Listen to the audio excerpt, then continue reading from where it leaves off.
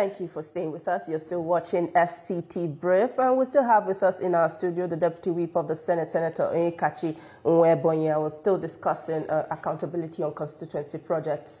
Now, distinguished, you were saying something before we went on the break. You would like to wrap up that? Yes, thank you so very much for this opportunity. I was saying that as against the impression Nigerians are having, and in fact the general public, that lawmakers nominate and execute constituency projects. That is far from the truth. We have no hand in the execution of the contract. We have no hand in the award of the contract. What we are after is that the needs of the people that we represent are channeled through our arguments via motions in the plenary, which at the end of the year are collated and forwarded to the executive through the Senate Committee on Legislative Compliance. All these needs of the people are gathered together and forwarded to the budget office. This is where the needs of a Nwebonyi senatorial zone is reflected. And the federal government can only give what they can assess. Distinguished. For example, if I say my zone needs 10 kilometers of farm roads, the federal government may say, we cannot provide 10 kilometers of farm roads, but we can do 5. Let's look at it. That is what will come to me as a zonal intervention, in other words, called constituency projects. Okay, distinguished. Yes. The annual budget is the responsibility of the executive, yes, and by the doctrine of separation of powers. Yes. The legislative arm's constitutional responsibility is to make laws. Good. The executive, their constitutional responsibility is to execute laws. Yes. Now, in that report, way back during the presidency of Olusegun Obasanjo, yes, it was discovered that billions was inserted.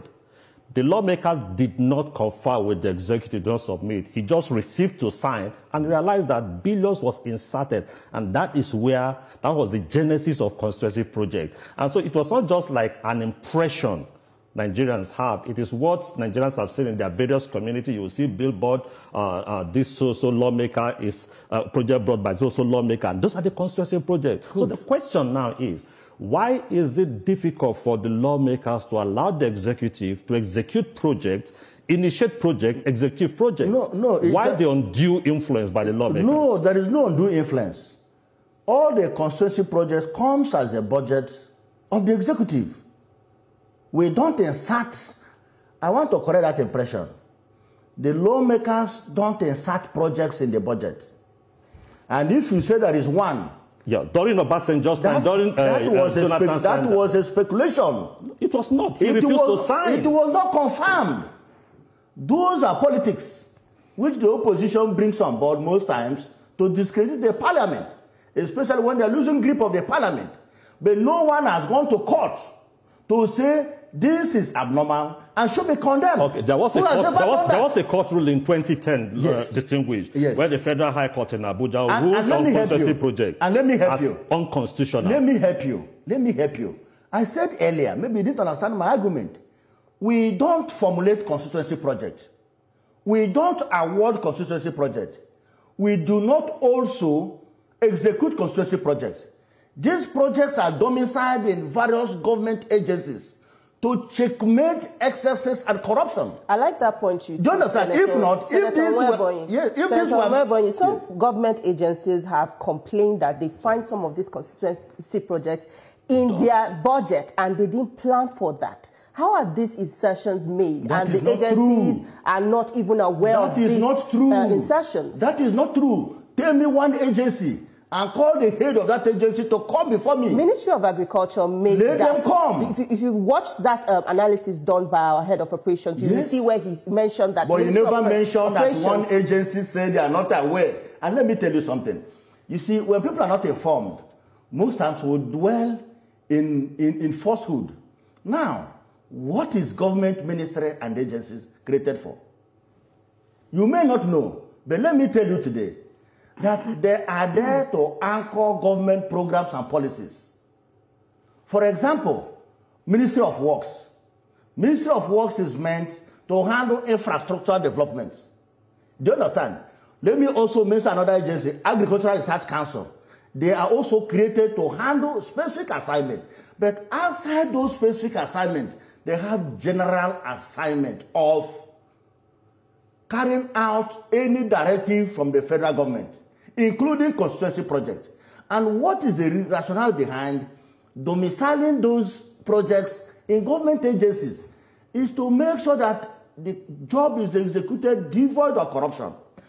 Nothing stops the lawmakers, supposing we are responsible for the constituency project, giving us the money to execute the project, but to tell you that we have no hand in the execution of the project.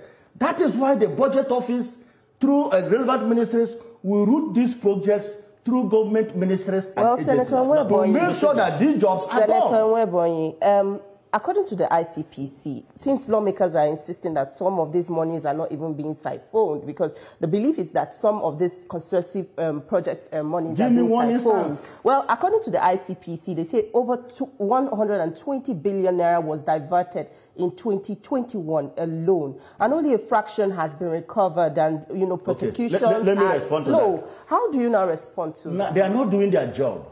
Who is not doing the job? The anti-graft agency. Okay. They are not doing their job. So if you say they are not doing their job, where do you now place the duty of oversight for lawmakers? What is their duty as anti-graft agency? But the lawmakers also have oversight. To ensure that public funds are used judiciously. Listen to me. As lawmakers, for example, all the constituency projects domiciled in my senatorial zone, it is my duty outside general oversight to make sure that they are done and done very well. And I must tell you, almost on weekly basis, I don't know the contractor. I don't know where he come from. For example, just a few days back, my SLA called me that we'll have solar light for for our constituency. And I said, what's the company name? I don't know the company name. And the company said, you don't need to know me. But we are going to do the job. Come and oversight us. Okay, distinguished. Let's move to this other thing. Yes. Now, is it possible that we move the system back to what it should be in times that, look, the executive has its own function? I'm coming. The question is where we don't have mistrust about one arm of government. The legislature should see the executive as being capable of doing their job and allow them to do their job. Because in the best international best practice, do you have a system where lawmakers will now begin to monitor projects in their constituencies, leave the action of lawmaking to monitor projects, like you said? Our duty is not only lawmaking. We oversight the executive, which includes constituency projects, to make sure it is done well. To make sure that if a road was to be done with 500 million, to make sure that what is done is equivalent to 500 million. It is also our job to represent the people. And if you are representing your people, and there's nothing you can show to the people as the consequences or what you have gotten in the course of a representation, how do you think they will vote you again? Let me tell you something. The mindset of Nigerians, the judgment of Nigerians vis-a-vis their lawmakers is the number of constituency projects you were able to speak out to be domiciled in your constituency. And let me tell you something. And I want you to correct this impression. Before you land that point, there's also concern about some of these projects. You said the number of projects you're able to attract to your constituency is what gets you praises from your people. Well, there's also this notion that some lawmakers, some senior lawmakers get the lion's share of those constituency projects. There is no such and that has also raised concerns among some people. There is no such lion's share. What happened is that if you come with a motion, for example, that the bridge connecting maybe 4 local governments in your areas has collapsed, and the federal government should go and do the job, and probably the cost of that bridge is 1 billion, definitely the federal government will do the job to your credit, and somebody representing that section of the country. I cannot say that because my own covenant was 200 million, why should they award a project of 200 billion to the other senator? That is what happened in most cases. But let me correct the impression. One, the executives are doing their job without any interference. If there are any interference, they would have raised that point. So for you, as a person or an ordinary Nigerian who does not know what is happening in governance, because in most cases, like I said, if people are, just like the man that was doing the analysis, I won't condemn him because he's talking based on his level of understanding. No, it's a well-researched project. Yes, but for him to say that most of the agencies where the projects are domiciled are not aware and they didn't prepare for it. Let me prove it. Let me show an example. Let him call that agency. Let him call the head of that agency to appear before me here and say it. That is when I will respond. Yeah. But for now, I must tell you, your analyst just committed fallacy. Okay. And that is fallacy of hasty generalization. And let me add, it is the responsibility of the constituents to track constituency projects domiciled in their zones or their constituency to make sure that the contractors does the job. Okay. It is not the duty of the lawmaker to execute constituency project. And I stand to be challenged. Give me one lawmaker that executed one project anywhere in Nigeria. Okay, distinguished. It's good that we established some facts. That report was done by an in-house senior correspondent. It has a lot of business. So that's it. To the analysis, let's go beyond that. But to the tail end of it is business. Let's go beyond that. Now, the issue is that you also talked about the mistrust by the public or the wrong assumption by the public. And this public we're talking about are also your constituents. That are spread not all, very few. No, Nigerians are your constituents. Very few. No, Nigerians are your constituents. But only very few that have this belief. So what I'm saying is that these few that the majority, have this you can play, I sent to some of my constituency projects, the rules that they're doing in my zone, other empowering programs done by various government agents, which I don't know. I don't know. My question is, this few that you talked about, is it not possible that you address the fears they have? Because some of these fears is because of quality of projects delivered at the end of the day and what is said to be delivered. They don't see it to call the attention of anti-graft agency to any constituency project that is done in a shabby way, and not to condemn constituency projects because you are not there or you contested the election and you lost. All right, Senator Nwebonyi. Because that is what you see in the system. I know. Let me tell you something. We have to educate Nigerians. I know of some ministers that kicked against constituency projects because they left senatorial elections. That is the problem we have in Nigeria. And like somebody says, some Nigerians are gullible. Most times we believe something because we feel we are not benefiting. But let us always analyze issues critically and objectively. All right. And in this case, I believe that the analysts will have a different thinking towards constituency projects because all he said that lawmakers execute, lawmakers award, agencies are not aware of the constituency project domiciled in the agencies are all fallacy. Well, and I call him to order to retract those failure to do that, the Senate will write him. You must prove your point. Well, I believe you will take that into consideration. Yes. Well, let's move ahead. You can't just assert. There's a plan to create a stronger legal, or are there plans to create a stronger legal constitutional framework for constituency projects? Because right now it seems like a free-for-all kind of. It is not true. And I want no, don't think that way. You as a journalist are not even doing your job. What is your job? You have access. Let me come. Why not change that language as a journalist? Let him respond to that. How do you say I'm not doing enough? It is their duty. You have the budget. You have all the senatorial zones. You have all the federal constituency. It is their duty as TVC analysts to pick a project of one senator, go to his senatorial zone, go and find out whether these projects are actually implemented or exist on the paper. But we do that. Let me see one. Part of our oversight.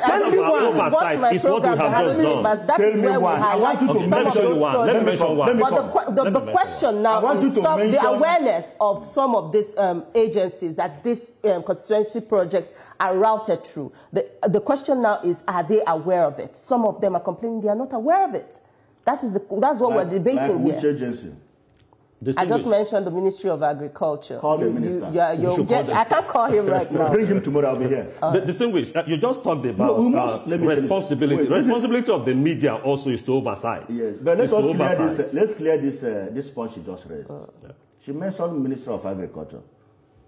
Are you saying that the Federal Ministry of Agriculture is saying that the projects domiciled in their ministries that they are not aware of them. Is that what you are saying? That is what they are. We have pointed it to you. Let us not deceive Nigerians. Anything I say here, I take responsibility for it as a senator and as Senator Nwebonyi. So let us not speculate on this sensitive issue, because in most cases we mislead Nigerians. And in most cases we don't value what we have until it is gone. For example, look at our late former president. Many has different view about former President Buhari. But upon his death, reality came out that former President Muhammad Buhari is not what many Nigerians thought he was. So it is time we must lead our people aright. If you say that A is a boy, be ready to prove it. If you cannot prove it with facts and figures, don't say so. Just say one of the alphabets is a boy. You said here that the Minister of Agriculture alleged that they are not aware of consortium project domiciled the Minister of Agriculture. Before I say what I want to say, I want to hear from the minister confirming this allegation. Then I will tell him something. But I don't think a minister of the Federal Republic can make such submission. So, and I challenge the maker of that statement to prove that statement. And in addition to what you have just said, I'd like to let you know also that the research done by our correspondent is what it is, and as the media, it's our responsibility also to oversight the National Assembly, oversight the executive, and in doing so, we bring us certain facts. Now, if you're not comfortable with those facts, it's for you to look into the various agencies that have been pointed out and to investigate, not to threaten that you're going to sue the lawmaker. No. Okay. I don't want to get that clear. We want to set the right precedents. We want to guide Nigerians. We want to guide the government. I also want to be guided. And that is why I listen to that program. I listen to all your programs. I like criticisms. I'm a party man. I'm a Democrat. And you must listen to criticisms. Because from there, you correct their wrongs. You make sure that what you are doing is in line with the needs of the people. And that is why I'm here, to make this clarification. One, that consortium projects are not executed by lawmakers. In fact, consortium projects, lawmakers do not nominate contractors. We don't participate in the design. Our interest is that the farm road connecting my farm area and the markets within my zone should at least be graded. Let people know that they have somebody in government. Let those local markets that people come around in the night to buy vegetable and garri, let there be solar light, so that there be security. Right. In those communities where there is no pipe-borne water, at least let's give them borehole to start with. Borehole may not be the most potable water, but at least we can provide borehole water. These are things we do. More so, most of the communities that you need covers to connect one village to the other, you don't expect Federal Ministry of Works to come and start doing covers. That is where constituency project comes in. We have to leave the conversation right here. But I want to invite you. I really enjoy I want to invite you to my constituency. I will take you around. I will take you up on that invitation. I will show you most right of the constituency projects done in my credit, but unfortunately, I do not know the contractors till date. All right. Thank you so much for your time with us.